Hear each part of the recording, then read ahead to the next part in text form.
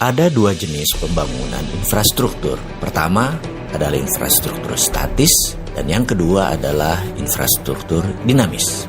Pembangunan jalan tol, pelabuhan, bandara adalah kategori sebagai pembangunan infrastruktur statis. Sifat dari infrastruktur statis adalah penunjang kegiatan infrastruktur dinamis. Karena itu infrastruktur statis dibangun di banyak negara setelah siap pemakainya. Di Amerika misalnya di tahun 1940 sampai 1961, Amerika membangun infrastruktur statis besar-besaran.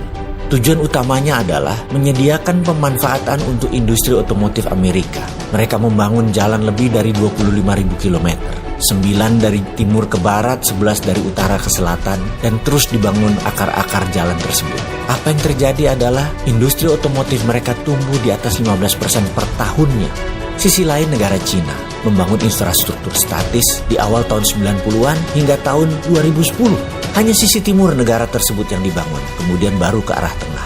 Karena sisi timur Cina adalah daerah produksi dan daerah pelabuhan untuk pendistribusiannya ke internasional. Membangunnya terbesar pun adalah jalanan dan rel kereta api. Tujuannya tak lain adalah mempermudah distribusi produk, mempermudah penunjang infrastruktur dinamis.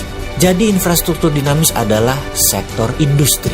Seperti Amerika membangun industri hulu penyediaan bahan baku, menyediakan untuk pabrik-pabrik otomotif mereka, pabrik pengolahan biji besi, steel foundries, kemudian juga produksi perminyakan mereka, gasolin untuk bahan bakar mobil tadi, industri pangan, itu semua dikatakan sebagai infrastruktur dinamis karena tujuan disebut dinamis adalah bergerak mengikuti kebutuhan pasar. Seperti juga sisi lain Cina membuat peraturan mendukung infrastruktur dinamis dengan peraturan yang super bebas. Cina boleh meniru, melakukan imitating. Cina di tahun 90-an, 2000 masih dikatakan sebagai imitating country, negara peniru. Sekarang Cina disebut innovating country, negara pencipta. Kita semua tahu kata-kata bijak dari bini sepuh kita yang mengatakan Allah bisa karena biasa. Jadi setelah biasa meniru, mereka sekarang mengerti apa yang terbaik dan setelah itu menciptakan produksi baru yang kreatif dan inovatif. Itulah Cina sekarang yang membangun infrastruktur dinamis terlebih dahulu, baru infrastruktur statis. Demikian juga infrastruktur Amerika, dinamis dulu,